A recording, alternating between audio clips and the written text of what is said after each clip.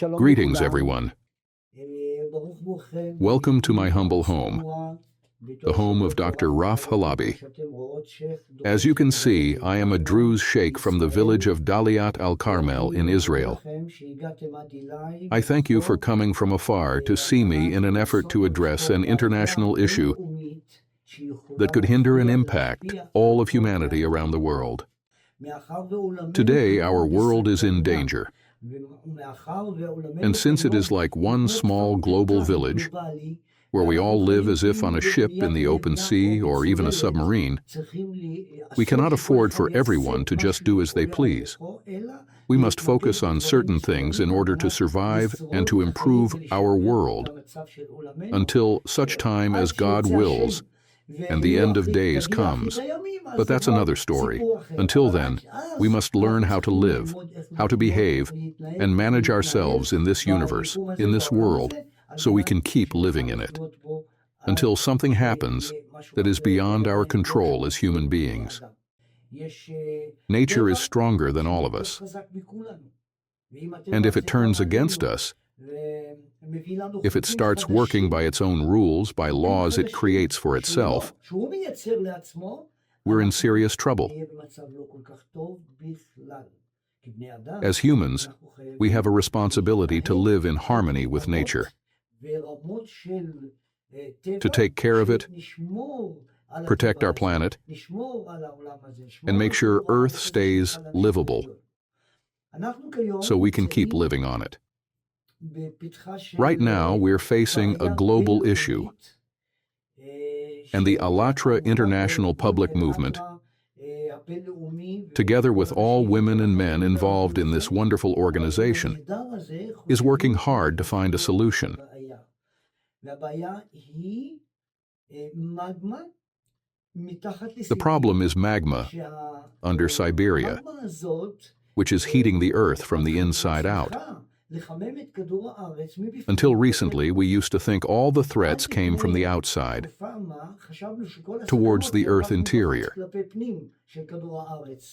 That's why we had all these organizations and foundations focused on protecting the coasts, the oceans, and the mountains. But now, after tons of research in the Siberian region, we know for sure that the danger is coming from inside. And when we say Siberia, we're not talking about something small like Mount Carmel. No, we're talking about an area the size of Australia.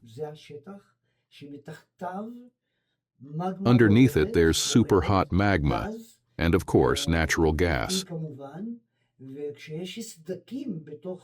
And when cracks form in the Earth's crust, going from the surface layer all the way down toward the magma, that causes a serious chain reaction. Add in plenty of combustible materials down there, like gas, oil, magnesium,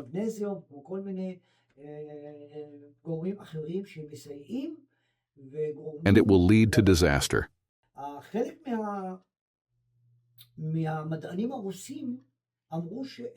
Some Russian scientists say this isn't connected at all. They say, we're not interfering. It's a normal natural phenomenon. It's developing slowly, and there's nothing to worry about. Some argue that the ground there is rising by only 4 centimeters a year. Others say, on the contrary, that it's actually a good thing, that it poses no threat, because there haven't been any earthquakes in the areas so far, so there's no danger of anything erupting to the surface. But they're actually ignoring a critical fact. This threat could wipe out at least 2/3 of the planet, and it could trigger a disaster stretching from Siberia to Europe and all the way through China, India, the Middle East, and Africa. This issue cannot be ignored. Moreover, as I understood from the materials you sent me from the ALLATRA organization, There actually is a solution: to redirect the magma, to release the gas in a controlled and safe way so it won't cause damage. Or, if there is any damage, it would be minimal and wouldn't affect people or large regions of our world. And at the same time, we're seeing with our own eyes, and it's being reported in the media, about the ongoing retreat of ice. My God, Lord of the world. When glaciers start retreating, it means something is terribly wrong with nature, with the universe, with our planet. Ice doesn't just disappear by hundreds of meters like that, for no reason. Something is causing it to melt, and that something is the heat coming from magma deep within the earth. Some Russian scientists say there's been a similar phenomenon in New Zealand for over 150 years. But it's very small and doesn't pose a threat. Even if magma were to break through there, it wouldn't cause real damage. But if magma breaks through in Siberia, it will cause devastating damage to our planet. That's why we are reaching out to everyone who can help, support, explain, and share this information through this organization and through others. We must start thinking globally as one united world to prevent this harm from happening. If we manage to save the world, know this: we will have saved all of humanity. This threat is more dangerous than religious extremism. It's more dangerous than the darkest thoughts of any person plotting evil. That's why I appeal to the goodwill of world leaders, from Trump to Putin, from Netanyahu to all the others, all leaders of the world, all kings. Take a moment, a pause for reflection. Form an international, interdisciplinary committee. Make the right decisions. Read this crucial report, the one I have now on my screen, and understand just how complicated the situation is, how dangerous it is, not just for us, but for the whole world. I'm just extremely anxious. You wouldn't notice it, because I know how to speak in public in front of cameras. I don't have stage fright, even if I'm standing in front of 100 million people. I'm not scared. I don't panic. But I feel anxiety, and it's locked in my heart, because I'm holding it back. I've built up certain barriers within myself. That's just my personality is. I'm incredibly anxious, even though it doesn't show, but I really am. Inside me, it's like magma, as if something is boiling within me. I look into the eyes of my grandson, my granddaughter, and I just, what? What's next? What are we going to do if the worst happens? What are we going to do? Just hold them tight and die together? Is that a solution? Really? That's not human. That's not human. I sincerely hope this reaches the ears of those who need to hear it. That's why we need to act. The first step has already been taken from this very office. We've sent the materials to all the relevant institutions in Israel, and we got a reply from the office of the President, Mr. Herzog. Thank you for the materials you've submitted. We'll forward them to the appropriate parties. We even received a detailed letter from the President's military secretary. But we're not stopping here, because we can't solve this on our own. We need everyone, every single nation in the world. And I'll say it again, all the peoples of the world must come together to support a real solution to this global problem. And such a solution does exist in the research conducted by the ALLATRA organization. Time will tell just how right they were and how this movement acted for the good of humanity. Openly, honestly, with no hidden agenda, no hesitation. Their only goal was to uncover the truth and to find a real solution to what's happening in our world right now. I remember sitting here at this table on the night of October 7th, writing letters to all the world leaders. We can do the same thing again. Not just for one night. I'm ready to dedicate a whole year of my life to writing letters, informing, publishing, and raising awareness of this issue so that the whole world and world leadership know about it, understand it, and recognize its gravity. And then, with God's help, we'll find solutions together, all together. We cannot shift the responsibility on just a few world leaders. No, we must all unite. Unite. This reminds me of a movie from the year 2000. Maybe you saw it. It shows a global flood that covers the whole world, and the responsibility falls on the Chinese to build several submarines and things like that. Well, this reminds me of that movie. We are in such a movie. Only now we need a real solution, and that solution exists. It is real, and it's possible to implement it. But the world's leaders must come together and move forward with it. I just wanted to take a moment to address Mr. Vladimir Putin from this small and modest office in Daliyat al-Karmel, Israel, to help him understand the situation and the scale of the disaster that's heading our way. God willing, it won't happen, and we'll find a solution before it's too late. And I also want to tell him that 7 of our friends, participants of the ALLATRA organization, have been detained. They were arrested in Russia and are now in prison, facing torture and extremely harsh treatment and inhumane conditions. In my opinion, there is no need to go against ALLATRA, because we already face persecution even in Europe and in other countries. And that in itself is dangerous. It's easy to turn a blind eye and say, "There's no problem," and act like a herd. In that case, there would be a disaster. What we need is to open our eyes, grow, wake up, understand what's happening, and work together on real solutions. It's much more efficient, and that's what will bring peace and kindness between nations. So I'm asking Mr. Vladimir Putin, please, release those participants of our international organization who've been detained in Russia and stop the persecution of this movement. Because this is an organization of peace, love, and creation. It's the organization that understands the needs of the world and recognizes the looming threats. There's nothing bad here. In fact, if anything happens, Russia will be the first to suffer. Right? Right.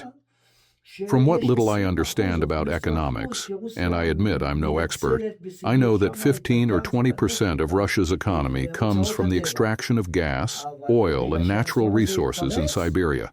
But if this disaster breaks out, neither Russia nor China, Israel, Africa, or Europe will be able to keep living on their territories. That's why we need a solution. Now. Not tomorrow, not later. We can't just bury our heads in the sand saying, "There's no problem here." No, there is a problem. And we must keep our eyes open until we find and implement a solution. And again, I'm asking, as a Druze sheikh from Daliyat al-Karmel in Israel, let's solve this. I appeal to the goodwill of every person and every world leader to apply pressure where needed so we can reach a solution. And also, release our brothers and sisters who are suffering in Russian prisons. I want to thank in advance everyone who takes action, everyone who helps and supports us, and who contributes to making this solution a reality. Just so you know, and so everyone knows, out of the bitter can come sweetness. This is how we Jews have it said in the Torah, out of the strong came forth sweetness. What does that mean? Let's take the bee. The parable and its meaning can be an example. A bee can sting you and hurt you, but out of it comes sweetness. Out of this creature comes forth sweetness, honey. Yes, right now they are causing pain. And I truly regret that our people were arrested there. But from this, I think we need to understand how to move forward. Sometimes we, as people, think about our families, and that's good, to think about family, about the future of a small family living in a village or a city. Great. Let them go study in college. Let them develop, work, earn money, build homes, start businesses, do whatever they want. But know this: all those dreams will crumble and disappear if the magma erupts from the heart of the earth. This is a shared problem for all people, all nations. And there is a solution. We just need to convince the right people to put it into action to save our world from inevitable destruction. Real destruction. The world simply won't exist anymore. And we do know how to explain, describe, and offer solutions. Because we are rational. We're smart, we understand, and we're not just thinking about ourselves, but about the well-being of the entire world. We just have to publish this everywhere, all over the world, to raise awareness. Awareness among ordinary people as well, so that it comes from the bottom, from the people, from regular citizens, so that they demand a solution to this issue, which poses a threat to the very existence of our world. Therefore, we are obligated to hold several meetings here in the country, and also several meetings abroad. And if we need to meet with influential world leaders, we can organize that.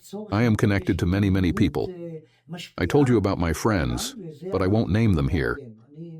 But I have very extensive connections, so I can address this issue and pass on this information so that it reaches the right addressees.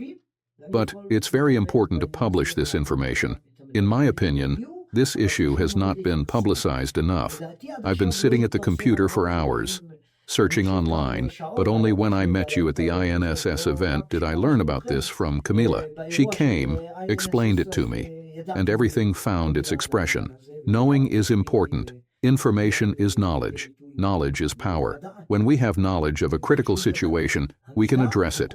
We can provide a solution. When there is a solution, as you showed here on the computer screen, we can implement it. It's a feasible solution. By the way, I also checked further. I looked at maps of Russia, Europe, the valleys, and not just the valleys, and how we can implement these things. This solution is feasible. It can be implemented. In fact, regarding strategies, your humble servant is a master in writing strategies. I also advise several heads of state on certain matters, on how to solve problems, how to take action. We have the opportunity to both develop a strategy and offer the best and most significant solution. ALLATRA has given a solution, and it's the most important point. If you had just pointed out the problem without offering a solution, that would not be enough. Something would be missing. But since you have given a perspective and hope for solving the problem, bravo to you. Thank you so much. So the solution is there. We can put it into action and really solve this problem with God's help, of course. I wish success to our organization, ALLATRA. I wish success to all of you, women and men alike, so that you can continue to act and help save our world from all the dangers looming over it. Our world isn't just Israel, it's not just Jordan, and it's not just Saudi Arabia. The moment we speak about our world, the ring tightens around everyone, and the noose is around the necks of all nations. There will be no nations left. Not a trace will remain. No empires, no superpowers, nothing. And when that moment comes, all the weapons in the world will only contribute to the destruction of our world. Whether it's nuclear or whatever competition is going on, well, I've got industrial-grade nukes, and I've got this. The moment magma breaks through, these dangerous weapons will only help wipe out our world even faster. And not just 2/3, but potentially the entire world. Unfortunately, this cannot be predicted or seen after it breaks through. And I say this personally, with deep sorrow, with deep regret, because the world's leaders of nations, kings, religious and social leaders, do not understand the threat that's hanging over our world. We are in a very bad situation, and we're headed for numerous disasters, massive damage that cannot be undone later with money, food, or anything else. Nothing. Nothing at all. There will be nothing in this world that can help us stand against it. It'll be like a big bang falling on us. Just like they talk about the big bang that once happened, after which the universe began to develop. So we're heading back to that big bang. And we have to prevent it, because there is a solution. There is a solution. We just have to implement it. And to the leaders of the world, I'm calling out to you from here, from Daliyat al-Karmel, from Mount Carmel, through the ALLATRA organization. Come together, unite, and solve this problem. There is a solution. Thank you all so much. A big thank you to the organization, and thank you to these amazing women here in my modest office. You're dedicated, hardworking, showing up to every event to get this message out. And today I officially declare to everyone, I support you. In whatever you desire, even up to half the kingdom, as the saying goes, for this cause, for solving this problem.